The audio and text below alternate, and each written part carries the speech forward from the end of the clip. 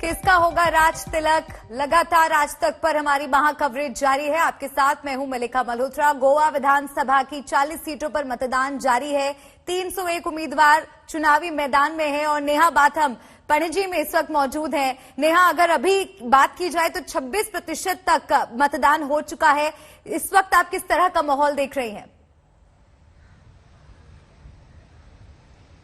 धन्यवाद मल्लिका। इस वक्त हम पैंजे में मौजूद हैं और आज यहां पर मतदान 40 सीटों पर किया जा रहा है, जहां पर 301 उम्मीदवार अपनी किस्मत आजमा रहे हैं। लेकिन जिस वोट परसेंटेज का आपने जिक्र किया, दरअसल जानकार यही मान रहे हैं कि वो पिछले बार के चुनाव में दरअसल कम वोट प्रतिशत है। अब इसके पीछे कई कारण, कई वजह हो सकती है, लेकिन इस बीच हम आपको बड़ी खबर बता दें, जो कि प्रधानमंत्री नरेंद्र मोदी की कानपुर देहात से सटा हुआ इलाका अकबरपुर में उन्होंने रैली की थी। अकबरपुर में उनकी रैली से जुड़ी कई अहम बातें आपको बता देते हैं। इस रैली में दरअसल प्रधानमंत्री मोदी ने सीधे परिवारवाद पर निशाना साधते हुए कहा कि जो लोग परिवारवादी हैं वो हारेंगे। उत्तर प्रदेश में बीजेपी 10 दिन पहले ही होली मना लेगी। अब आपको सुना देते हैं कि क्या कुछ कहा प्रधानमंत्री ने आज की इस रैली में। से जुड़े बड़े संकल्प लिए गए हैं। 10 मार्च को सरकार बनने के बाद इन संकल्पों पर तेजी से काम किया जाएगा। भाजपा सरकार गंगा जी के किनारे बसे लोगों में प्राकृतिक खेती, केमिकल फ्री खेती को भी प्रोत्साहन दे रही है। भाइयों और बहनों, आज भाजपा की डबल इंजन सरकार यूपी को आधुनिक सुविधाएं देने में भी जान से जुटी हुई है। आप सोचिए, अगर इनकी सरकार होती तो यहां से गुजरने वाले यहां पर जो डेडिकेटेड फ्रेट कॉरिडोर इतनी तेजी से आगे बढ़ता क्या? अगर इनकी सरकार होती तो क्या पूर्वांचल एक्सप्रेसवे, बुंदेलखंड एक्सप्रेसवे इतनी तेजी से काम कर पाता क्या? कोरोना काल में भी कानपुर मेट्रो पर कितनी तेजी से काम किया गया, ये आपने भी देखा है। इनके रहते क्या यहां डिफेंस कॉरिडोर के निर्माण संभव हो पाते? इन लोगों ने जो फिरौती का, गुंडागर्दी का, कर्फ्यू का माहौल यहां बनाया था, दंगों का माहौल यहां बनाया था, लगभग कौन यहां निवेश करने आता? साथियों, माफियावादियों ने कानपुर में उद्योगों को तालाबंदी की तरफ धकेला। डबल इंजन सरकार कानपुर में मेगा लेदर पार्क बना रही है। जो पहले सरकारों में थे, इन्होंने विदेशी आयात को प्राथमिकता देकर जालौन के कागज उद्योग को भी बर्बाद कर दिया था।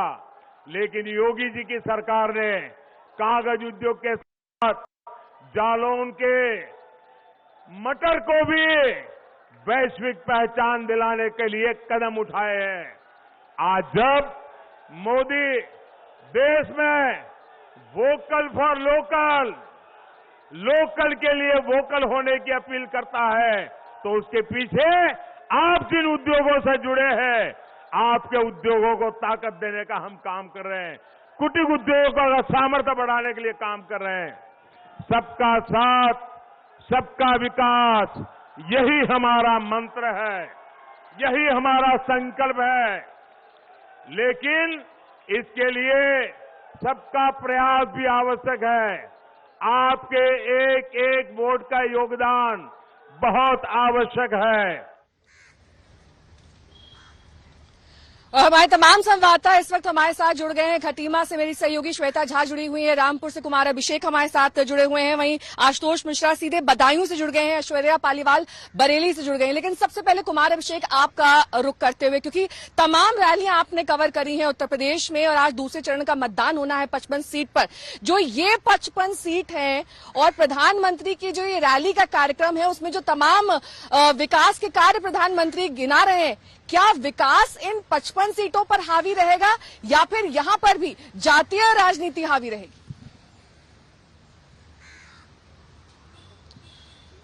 देखिए, ये जो दूसरे फेज का चुनाव है दरअसल बीजेपी के लिए सबसे अहम भी है और सबसे चुनौती भरा भी है। 55 सीट ये वो सीट हैं जहां पर बीजेपी हालांकि पिछले चुनाव में 2017 में ज्यादातर सीटें जीती, लेकिन ये वही जगह है जहां से समाजवादी पार्टी ने भी 217 में अच्छा किया था, 17 सीटें उसके पास थी। ये सबसे बड़ी चुनौती बीजेपी के लिए इसलिए है क्योंकि इस इलाके में जो मुस्लिम बिरादरी है, मुस्लिम आबादी है, वो काफी ज्यादा है और ऐसे में बीजेपी के लिए ये दूसरा फेज सबसे बड़ा चुनौतीपूर्ण इसलिए बना है। आप अगर रामपुर देख लें, आप अगर संभल देख लें, तो यहाँ जो उनका समीकरण है वो बिल्कुल उनके हिसाब से फिट बैठता है। संभल में एमवाई फैक्टर जो है, एमवाई कॉम्बिनेशन जो है, मुस्लिम यादव समीकरण, वो वहां पर बेहतर स्थिति में है। रामपुर में आजम खान पार्लियामेंट भी जीते हैं, अब इस बार विधानसभा का चुनाव भी लड़ रहे हैं, कुछ देर पहले उनके परिवार ने भी वोट किया है। यहाँ की जो रफ्तार है वोटिंग की वो काफी ज्यादा दिखाई दे रही है। इस इलाके में अभी 11 बजे तक 21% से ज्यादा मतदान यहां पर हो चुका है और बहुत तेजी से मतदान बढ़ा है कम से कम इस दूसरे फेज में। तो बीजेपी के लिए ये फेज तमाम फेज में जो कह सकते हैं सबसे बड़ी चुनौती वाला फेज है। पहले फेज के बाद इस दूसरे फेज में जो लोगों का रुझान है, काफी ज्यादा लोग निकल करके आ रहे हैं। जब हमने यहाँ पर रामपुर में लोगों से बात करने की कोशिश की तो इस बार यहाँ तक कि लोगों ने भी कहा कि आज बड़े तसल्ली से लोग निकल रहे हैं। यहाँ तक कि आजम खान की बहू, उन्होंने कहा कि खौफ नहीं है, लोग बेखौफ होकर वोट डाल रहे हैं।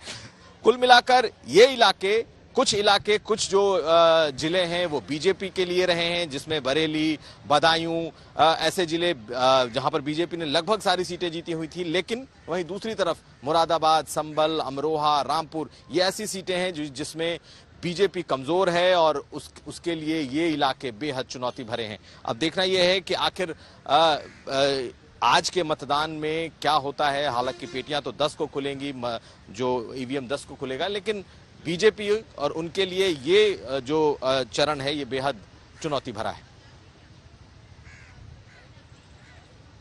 बेहद चुनौती भरा चरण ये, और इसमें 55 सीटों पर वोटिंग हो रही है। इस वक्त मेरे सहयोगी बदायूं से आशुतोष मिश्रा जुड़ गए हैं। आशुतोष, देखिए बीजेपी डोमिनेंट रही है जिस इलाके में आप खड़े हैं वहां पर। ऐसे में जब आप तमाम लोगों से बातचीत करते हैं, उनका प्रथम तौर पर मुद्दा विकास होता है, शिक्षा होता है, रोजगार होता है। क्या बदायूं में भी यही मुद्दे दिखाई दे रहे हैं या फिर कुछ और तस्वीर सामने आ रही है?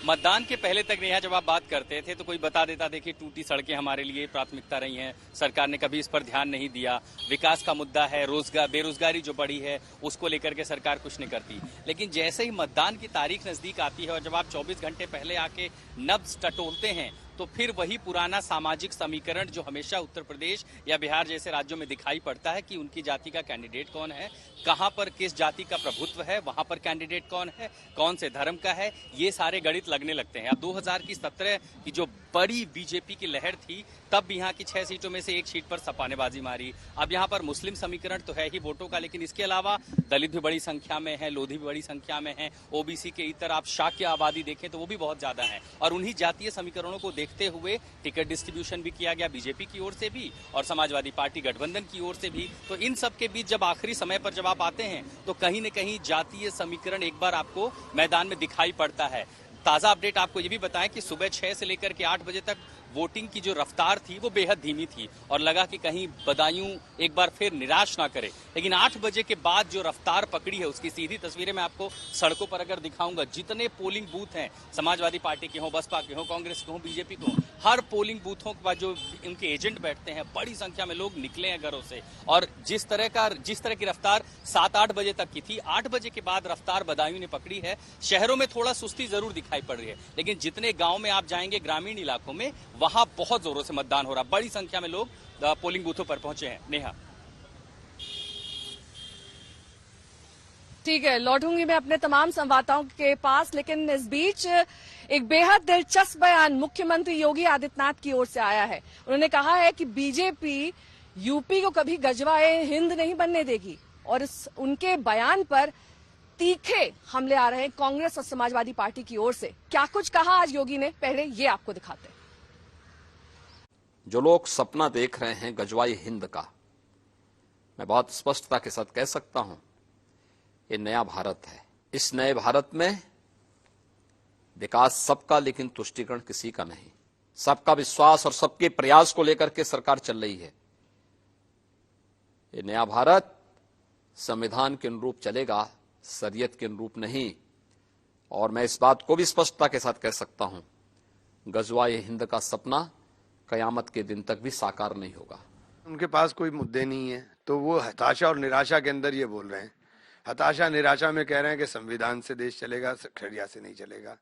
तो ये उनकी हताशा और निराशा है। देश संविधान से ही चल रहा है, संविधान से ही चलेगा, और देश संविधान से, संविधान की वजह से आप कुर्सी पर बैठे हो, संवैधानिक कुर्सी पर बैठ करके आप ऐसे बयान देते हो, तो ये आपकी हताशा और निराशा को दर्शा रहा है। चुनाव में हार के डर से हताश निराश भारतीय जनता पार्टी और योगी जी अब गजवाए हिंद, मजहब, उन्माद जैसे शब्दों का प्रयोग करके उत्तर प्रदेश के चुनाव को सांप्रदायिक करने का आखिरी प्रयास कर रहे हैं। आदरणीय योगी जी, उत्तर प्रदेश का चुनाव आपकी विफलताओं पर होगा। हिमांशु मिश्रा मेरे सहयोगी इस वक्त मेरे साथ जुड़ गए हैं सीधे बिजनौर से। हिमांशु, जब आप बिजनौर का रास्ता तय करते हैं तो वहां पर सड़क के गड्ढे ही बता देते हैं कि बिजनौर में दरअसल कितना विकास हुआ है, लेकिन विकास तो अब पीछे एक मुद्दा रह गया है। यहाँ पर तो 80-20 ध्रुवीकरण, इसके साथ साथ जिस तरीके से गजवाए हिंद, ये तमाम शब्द जो चुनाव के इर्द गिर्द नजर आते हैं आज भी दिखाई दे रहे हैं। आज दूसरे चरण का मतदान होना था और एक बेहद विवादास्पद बयान योगी की ओर से। देखिए, बिल्कुल ये बात सही है कि विकास बहुत पीछे छूट गया है।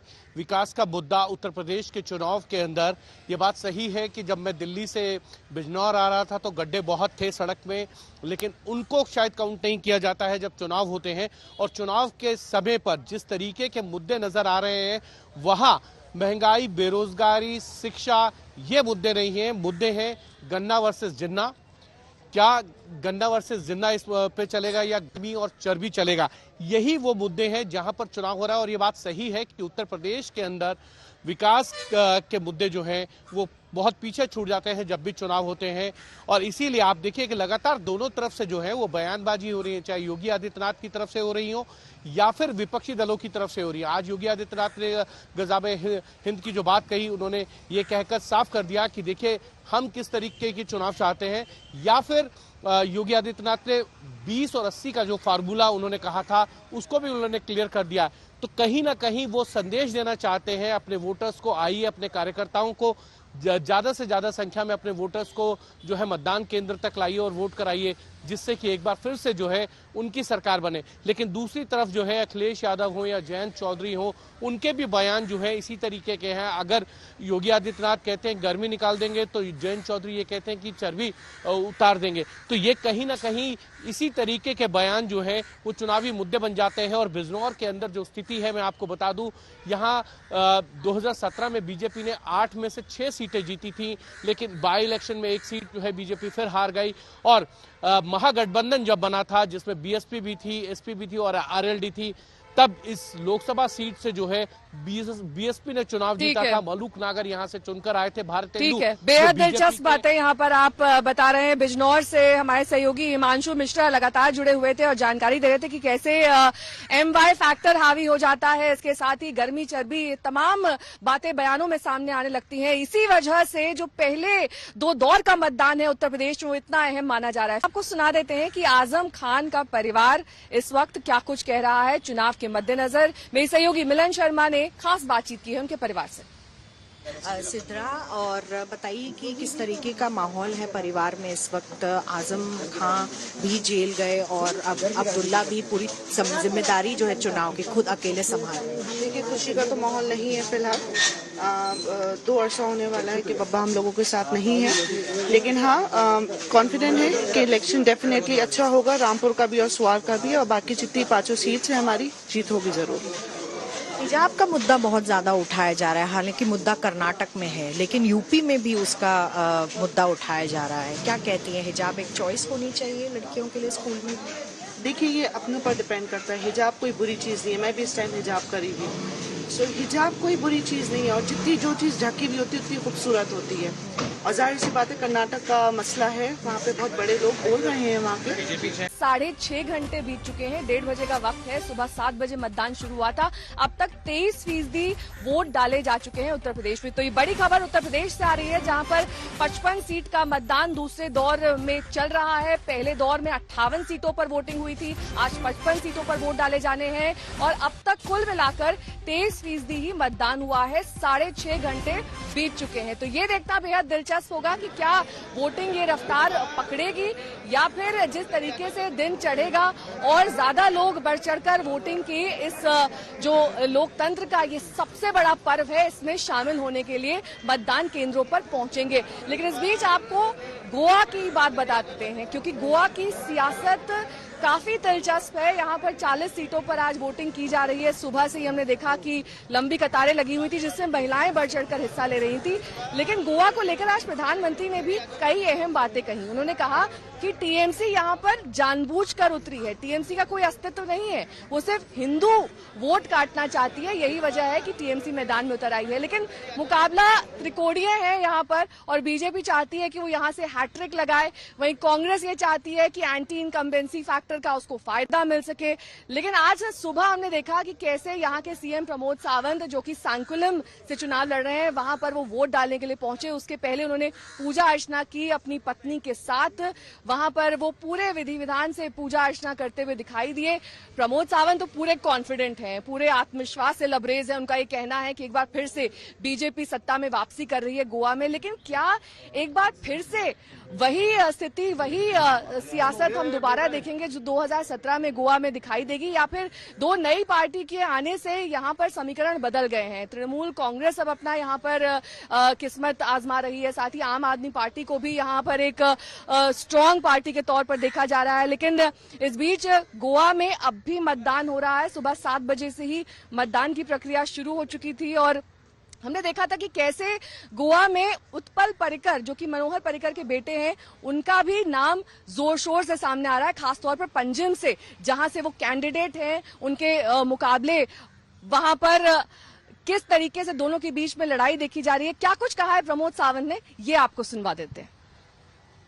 उत्पल भी नहीं विन करेगा और माइकल लोबो भी विन नहीं होगा। डेफिनेटली भारतीय जनता पार्टी की सरकार बन रहे, किसी को किसी के साथ बात करने की जरूरत नहीं पड़ेगी, क्योंकि यहाँ भारतीय जनता पार्टी की सरकार मेजोरिटी से आ रही है। सर, भाजप प्रथमच 40 जागावर निवडणूक लढवत आहे।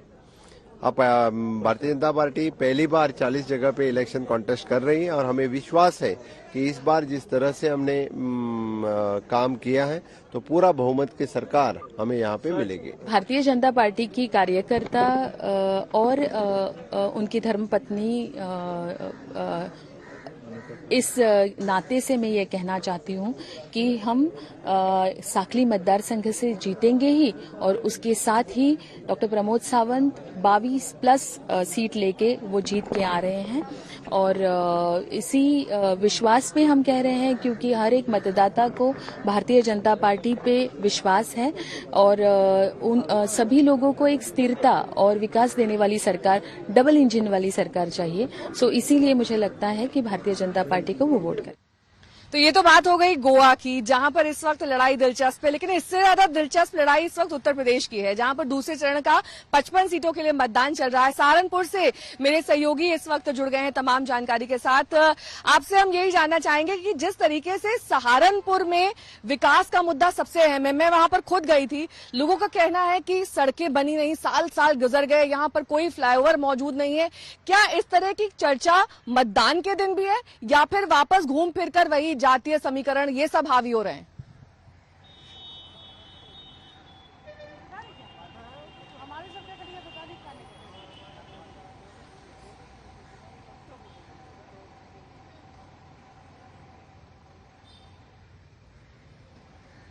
संतोष, आपको मेरी आवाज आ रही है? जहांपुर में हूँ, सहारनपुर में, मैं शाहजहांपुर में हूँ जी। सवाल दोहराए। चलिए ठीक है, शाहजहांपुर में आप मौजूद हैं। शाहजहांपुर दरअसल वो बेल्ट है जो उत्तर प्रदेश में शुगर केन बेल्ट के नाम से भी मशहूर है। शाहजहांपुर का इलाका भी उसमें आ जाता है। ऐसे में इस बार जो किसानों से जुड़े मुद्दे थे वहां पर हावी रहने वाले हैं या फिर कोई और अन्य मुद्दे सामने आ रहे हैं? अगर आपने वहां पर लोगों से बात की हो, किस आधार पर वहां शाहजहांपुर में वोट पड़ रहा है? देखिए, शाहजहांपुर में जब लोगों से बात की, सुबह से जब पोलिंग शुरू हुई, उसके बाद से सभी लोगों का यही कंसर्न था कि लॉ एंड ऑर्डर के साथ साथ डेवलपमेंट और एम्प्लॉयमेंट, ये दो बहुत मुद्दे हैं कि उनको लगता है कि यहाँ पे डेवलपमेंट जो हुआ है वो उसको और आगे कंटिन्यू किया जाए, उसको आगे बढ़ाया जाए। और साथ ही रोजगार को लेकर के लोगों की उम्मीद है कि शाहजहांपुर में रोजगार परक चाय फैक्ट्रीज लगाई जाए, क्योंकि ये शुगर बेल्ट है। शाहजहांपुर, सीतापुर, लखीमपुर, पलिया, ये तमाम जो बेल्ट है ये गन्ना की बेल्ट कही जाती है। शुगर यहाँ पे मेन नकदी फसल होती है। तो ऐसे में यहाँ पर जो किसान है उनके लिए आय का सबसे बड़ा साधन यही होता है। शाहजहांपुर की अगर हम बात करें तो यहाँ पर 6 विधानसभा सीटें हैं।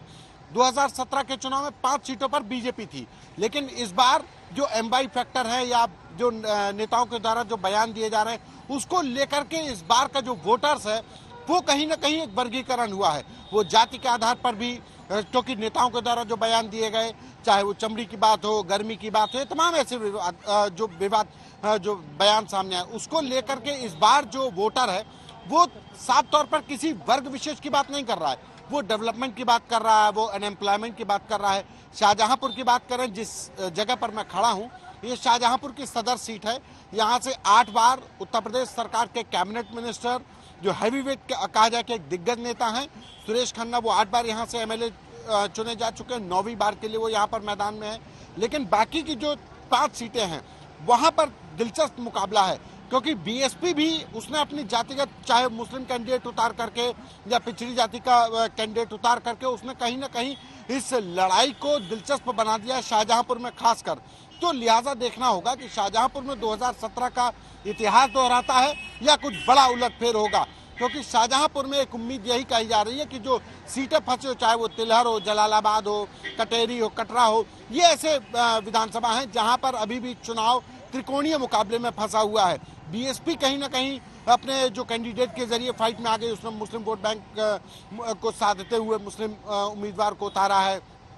ये तमाम गणित हैं। इस बार देखना होगा कि शाहजहांपुर की जनता क्या फैसला लेती है। जी ठीक है, बिल्कुल नजरें टिकी रहेंगी और 10 मार्च को जब नतीजे आएंगे तब फैसला भी जनता का सामने आएगा। लेकिन रामपुर से मेरे सहयोगी कुमार अभिषेक इस वक्त तमाम जानकारी के साथ जुड़े हुए हैं। कुमार अभिषेक, जब रामपुर जाइए तो सबकी जुबान पर जिक्र आजम खान का होता है, अब चाहे वो गलत कारणों से हो चाहे वो सही कारणों से हो, लेकिन क्या हाल फिलहाल उनके बेटे अब्दुल्ला आजम का जेल जाना और फिर बाहर जमानत पर बाहर निकल आना, ये सब एक सिंपैथी के तौर पर आजम खान को बेनिफिट करेगा या फिर उनके विपरीत जाएगा? देखिए, रामपुर शहर में जिस तरह की वोटिंग हो रही है वो काफी ज्यादा दिखाई दे रही है। सुबह से लोगों का तांता दिख रहा है। हम आजम खान का जो जिस जगह पर वोट है उस जगह पर मौजूद रहे। सुबह से जो आजम खान के इलाके में वोटिंग काफी ज्यादा दिखाई दी है। आजम खान खुद सांसद भी हैं, वो यहां से इस बार विधायकी का चुनाव लड़ रहे हैं। उनके बेटे स्वार टांडा से अब्दुल्ला आजम चुनाव मैदान में है। तो ये पूरा परिवार इस वक्त कह लीजिए कि एक तरीके से चुनाव लड़ रहा है। 3 सीटों पर 5 कुल सीटें हैं, 3 पर अब भी सपा का कब्जा है और 2 पर बीजेपी का कब्जा है। बीजेपी का इस इलाके में जनाधार पहले कम रहा है, लेकिन पिछली बार 2017 में बीजेपी ने यहां से 2 सीटें जीती थी। जेल में रहते के बाद इस वक्त उनकी वोटिंग चल रही है। लोग जज्बाती तौर पर ज्यादा जुड़े हुए हैं, ये बात हमें नहीं भूलना होगा। दूसरी बात यह है कि यहाँ से नवाब, जो कि रामपुर नवाब हैं, वो खुद भी कांग्रेस से मैदान में है।